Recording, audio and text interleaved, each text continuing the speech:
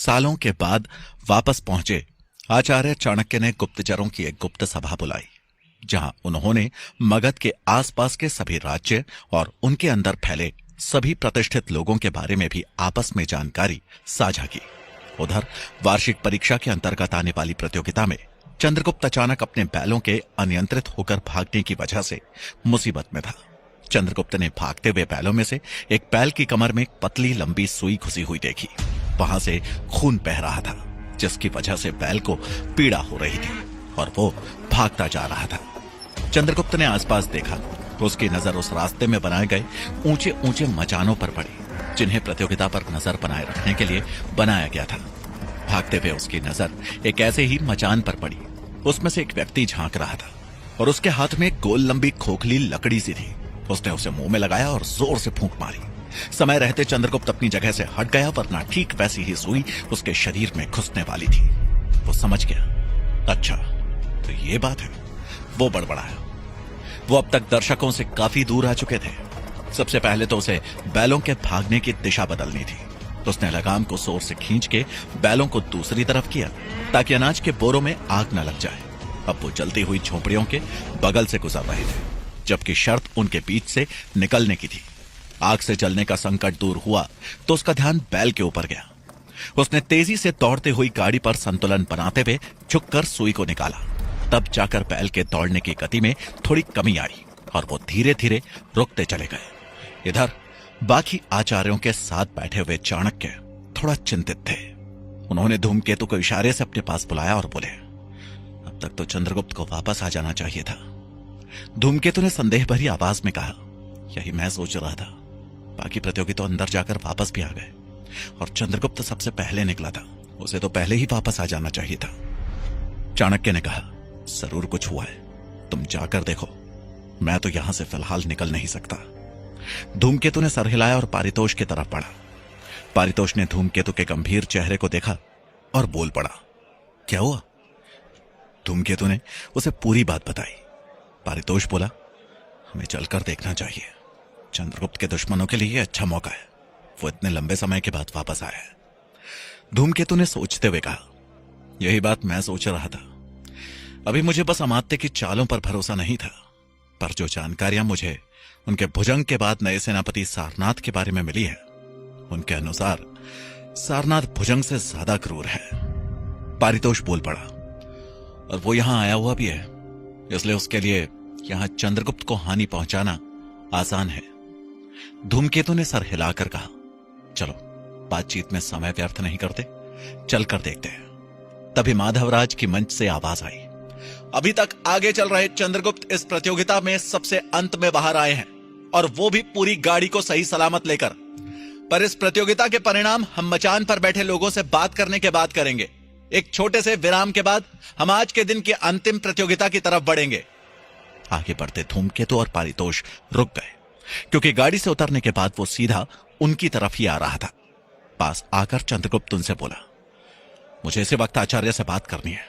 उन्हें किसी भी तरह से उस मंच से जल्दी लेकर आओ, क्योंकि अभी राजाओं और प्रतिनिधियों से मिलने में उन्हें बहुत समय लगने वाला है, और उतना समय मेरे पास है नहीं। जल्द ही हम अंतिम पड़ाव की तरफ बढ़ेंगे। धूमकेतु ने उसे देखते हुए कहा, क्या तुम्हारे ऊपर हमला हुआ है? चंद्रगुप्त ने आवाज धीमी रखते हुए कहा, हाँ, पर इस तरीके से हुआ है कि हम कुछ कह या साबित नहीं कर सकते, इसलिए मुझे आचार्य से कुछ बात करनी है। धूमकेतु बोला, ठीक है, हम कुछ करते हैं, तुम अपना ध्यान मत भटकने देना। इतना कहकर धूमकेतु वहां से चला गया। इधर तक्षशिला के बाहर जंगल शुरू होते ही कुछ दूर पर एक तंबू लगा हुआ था। उसके अंदर एक बहुत ही भीमकाय इंसान बैठा हुआ कच्चा गोश्त चबा रहा था। उसके बड़े बड़े बाल थे, जिसे उसने समेटकर सर के ऊपर ही बांध रखा था। बाल की तरह उसकी दाढ़ी भी बड़ी थी। बड़े ही विभत्स रूप से वो मांस को चबाए जा रहा था। तभी तंबू के अंदर एक सैनिक वेशभूषा में आदमी अंदर आया। आते ही उसने भीमकाय इंसान को सलाम किया। उसने खाने को रोका और मुंह में भरे हुए निवाले को अंदर निगलते हुए बोला, तो क्या फिर नाकाम होकर आ गए? सैनिक ने आश्चर्य से सर उठाते हुए कहा, आपको कैसे पता चला सरदार? सरदार ने कहा, तुम्हारी शक्ल पर लिखा हुआ है, और वैसे भी उस चंद्रगुप्त की मौत मेरे ही हाथों से लिखी हुई है। सैनिक ने आगे कुछ नहीं कहा। सरदार ने कुछ देर चुप रहने के बाद कहा, आज पहला दिन है, हमें आज ही करना है जो करना है, और वैसे भी चाणक्य अब तक सतर्क हो चुका होगा। कुछ देर वहां चुप्पी छाई रही। फिर सरदार ने अपने खाने को एक तरफ करते हुए कहा, मैं खुद जाऊंगा, बहुत लंबा इंतजार किया है मैंने, इस बार वो नहीं बचेगा।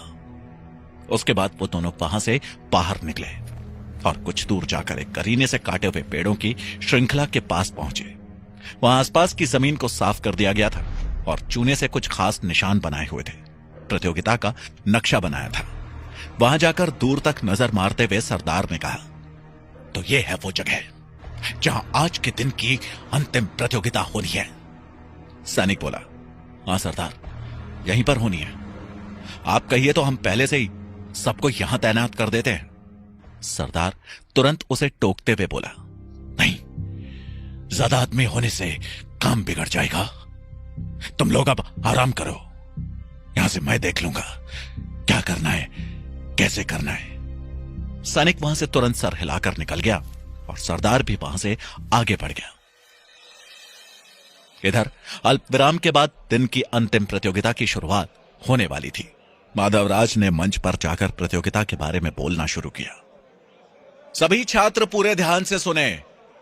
आज के दिन की सबसे कठिन और सबसे जरूरी प्रतियोगिता शुरू होने वाली है। इसके लिए उसके नियम और कठिनाई ध्यान से सुन ले। इसके बाद माधवराज ने सभी को नियमों के बारे में बताना शुरू किया। सभी छात्रों को जंगल में जाकर एक खास जड़ी बूटी खोज कर लानी थी, जिसके लिए उनके पास 2 प्रहर का समय था, और अगर इस चरण में वो विफल होते हैं तो अगले चरण के लिए उनके अंक कम कर दिए जाएंगे। इस बार की प्रतियोगिता के लिए चंद्रगुप्त का समूह सबसे पहले जाने वाला था, लेकिन अब उसके समूह में सिर्फ 8 लोग ही बचे थे, क्योंकि पिछली बार की प्रतियोगिता में 2 लोग बाहर हो चुके थे। वो लोग 2-2 की टोली बनाकर जंगल के अंदर गए। चंद्रगुप्त के साथ कोसल राज्य के सेनापति का पुत्र भीमसेन था। वो दोनों एक उम्र के थे। शारीरिक रूप से भी वो दोनों एक दूसरे से कम नहीं थे। दोनों ने एक दूसरे से औपचारिक बातचीत की और फिर वो दोनों अंदर की तरफ बढ़ चले। चलते चलते भीमसेन चंद्रगुप्त से बोला, तुम्हें पता है तुम इतने सालों तक गुरुकुल में नहीं थे, पर फिर भी ऐसा कोई दिन नहीं था जब तुम्हारी यहां चर्चा ना हो। चंद्रगुप्त ने मुस्कुराते हुए पूछा, ऐसा क्यों भला? भीमसेन ने बताया, क्योंकि हर 4-5 दिन में मगध से जुड़ा कोई ना कोई इंसान पब्बत को खोजने चला आता था, और जब भी ऐसा होता था तो तुम्हारा और आचार्य चाणक्य का जिक्र जरूर चलता था। चंद्रगुप्त को अचानक सालों पहले नरभक्षियों के साथ हुआ युद्ध याद आ गया, जब उसे पब्बत की हल्की सी झलक दिखी थी। हालांकि बाद में उसे यकीन हो गया था कि उसे भ्रम हुआ था, क्योंकि सबको लगता था इतनी ऊंचाई से गिरकर कोई भी जीवित नहीं बच सकता। उस समय को याद करते हुए चंद्रगुप्त बोला, क्या अभी पब्बत जीवित है? भीमसेन बोला, कुछ कह नहीं सकते। कई लोग कहते हैं वो मर चुका है, कई कहते हैं महाराज धनानंद का दिमाग खराब हो गया है, क्योंकि उसका मृत शरीर नहीं मिला था, इसलिए ज्यादातर लोग यही मानते हैं कि वो अभी जीवित है। चंद्रगुप्त बोला, तो फिर उसे अभी तक खोजा क्यों जा रहा है? अगर वो जीवित ही है तो मगध लौट चुका होगा ना? मुझे समझ नहीं आई बात। भीमसेन ने कहा, क्या पता, पर हो यही रहा है। बातें करते हुए दोनों जंगल के काफी अंदर आ चुके थे। तभी उन्हें एक जगह को साफ करके उस पर चूने से कुछ लिखा हुआ दिखाई पड़ा। उन्होंने पास जाकर देखा तो उस पर आगे जाने के लिए संकेत लिखे गए थे, और साथ ही साथ वो ये भी लिखा था कि वो प्रतियोगिता के शुरू वाला स्थान था। हर किसी को 2 प्रहर के बाद वहीं पर लौट कर आना था। उसे पढ़कर भीमसेन बोला, हमारे पास 2 प्रहर का समय है। अगर हम अलग अलग जाकर खोजें तो ज्यादा जगहों पर उस जड़ी को खोज सकते हैं। चंद्रगुप्त ने इनकार में सर हिलाते हुए कहा, नहीं, हमें साथ रहना चाहिए। यह प्रतियोगिता किसी जड़ी बूटी के बारे में नहीं है, बल्कि एक साथ मिलकर काम करने के बारे में है। भीमसेन चंद्रगुप्त की तारीफ करते हुए बोला, वाह, इस तरह तो मैंने सोचा ही नहीं था। तुम कहते हो तो यही करते हैं। आखिरकार तुमने तक्षशिला के सर्वोच्च आचार्य के सानिध्य में शिक्षा दीक्षा पाई है। चंद्रगुप्त ने बस मुस्कुराकर सर हिला दिया। उसे अपने गुरु की प्रशंसा सुनने में हमेशा आनंद आता था। वो दोनों अंदर प्रवेश करने के लिए आगे बढ़े। तभी भीमसेन के पैर ने एक पतली रस्सी को तोड़ दिया। उसने नीचे देखा ही था कि चंद्रगुप्त ने उसके ऊपर छलांग लगा दी और उसे लिए हुए लुढ़कता चला गया। ठीक उसी पल जहां भीमसेन खड़ा हुआ था वहां एक बड़ा पिंजरा आकर गिरा। अगर चंद्रगुप्त उसे वहां से नहीं हटाता तो इस वक्त वो उसी पिंजरे में बंद होता। भीमसेन उठकर खड़ा हुआ और पिंजरे की तरफ देखकर बोला, इस जगह पर यह पिंजरा किसके लिए रखा गया है? चंद्रगुप्त बोला, तुम अभी समझ नहीं पाए हो कि हमें मात्र 2 प्रहर का ही समय क्यों दिया गया है उस जड़ी को खोजने के लिए। कायदे से तो उसे खोजने के लिए मात्र आधे प्रहर का भी समय पर्याप्त था, पर हमें दिया हुआ समय भी कम पड़ने वाला है, क्योंकि हमारे लिए यहां कदम कदम पर जाल बिछे हुए हैं। भीमसेन ने सर हिलाते हुए कहा, फिर तो तुम्हारा एक साथ रहने का फैसला ठीक ही था। चंद्रगुप्त बोला, आओ आगे बढ़ते हैं। अभी हमारे लिए ऐसे कई जाल बिछे होंगे, पर हमें बहुत ध्यान से आगे बढ़ना होगा। अभी वो कुछ देर ही अंदर चले थे कि उनके ऊपर कहीं से आकर एक चिपचिपा सा पदार्थ आकर गिरा, जो उन्हें सर से लेकर पैर तक भिगोता हुआ चला गया। भीमसेन अपने मुंह को हाथ से साफ करते हुए बोला, अब ये क्या बला है और हमारे ऊपर ही आकर क्यों गिरा? चंद्रगुप्त ने अपनी आंखों को साफ करते हुए कहा, ये अपने आप नहीं गिरा है, बल्कि किसी ने गिराया है, और मुझे ये पदार्थ भी कुछ जाना पहचाना सा लग रहा है। भीमसेन बोला, ये मुझे तो शहद जैसा लग रहा है, पर रंग अलग सा है, गंध भी अलग है। चंद्रगुप्त बोला, तुम सही कह रहे हो, ये है शहद ही, पर मामूली नहीं, जंगली मधुमक्खी वाला। भीमसेन ने पूछा, इससे हमें क्या ही नुकसान होगा? चंद्रगुप्त ने अपने हाथ का इशारा करते हुए कहा, तो देखो, हमारा नुकसान हमारी तरफ उड़ता हुआ आ रहा है।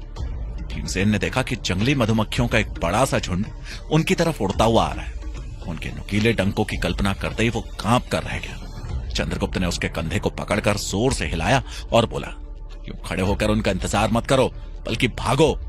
उन दोनों ने दौड़ लगा दी। भागते भागते भीमसेन बोला, पर हम लोग कब तक ऐसे भागते रहेंगे? कभी तो थकेंगे। चंद्रगुप्त ने कहा, हमारा इनसे पीछा बस एक ही तरीके से छूट सकता है, और वो है पानी। मैं जंगल के इस हिस्से में काफी सालों पहले आया था।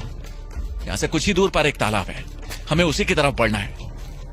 दोनों भागते हुए उस तालाब के पास पहुंचे और उसमें छलांग लगा दी। पानी की वजह से उनके ऊपर लगा जंगली शहद साफ हो गया, और उनका पीछा करते हुए वहां पहुंची मधुमक्खियां वापस लौट गईं। अपने आप को अच्छे से साफ कर लेने के बाद वो लोग तालाब से बाहर निकले। बाहर निकलकर भीमसेन बोला, मुझे तो लगने लगा है कि ये लोग चाहते ही नहीं है कि कोई भी इस प्रतियोगिता को पार कर पाए, वरना इस तरह के जाल कौन बनाता है? जरा सोचो, अगर वो मधुमक्खियां हमें काट लेती, हम आगे के 2 दिनों की प्रतियोगिता का हिस्सा कैसे बने रह सकते थे? चंद्रगुप्त बोला, अगर कठिनाइयों में हम अपने होश हवास पर काबू रख पाएंगे तो कोई भी मुश्किल हो, हम आसानी से पार कर लेंगे। भीमसेन ने आसपास देखते हुए कहा, लगता है हम उस जगह से काफी दूर निकल आए, अब हमें वापस जाना पड़ेगा। चंद्रगुप्त बोला, नहीं, हम ज्यादा दूर नहीं है। वो जड़ी बूटी ज्यादातर पानी के पास ही पाई जाती है। 1 प्रहर का समय बीत चुका है, हमें थोड़ा जल्दी करना होगा। अभी वो थोड़ा आगे बढ़े थे कि एक चीख उनके कानों में पड़ी। वो भागते हुए उस दिशा में पहुंचे तो वहां का दृश्य देख अपनी ही जगह पर जड़ हो गए। उनके समूह के प्रतियोगी को एक भीमकाय इंसान ने एक हाथ से गर्दन से पकड़ रखा था और उसके हाथ को पकड़कर खींच रहा था। अमानवीय अंदाज में उसने उसकी बाह को कंधे से उखाड़ दिया। वो एक बार जोर से तड़पा और फिर बेहोश होकर उसकी गर्दन झूल गई। क्या है उस भीमकाय इंसान का मकसद? क्या चंद्रगुप्त इस चुनौती को पार कर पाएगा? जानने के लिए सुनिए चाणक्य का अगला भाग, सिर्फ और सिर्फ पॉकेट FM पर।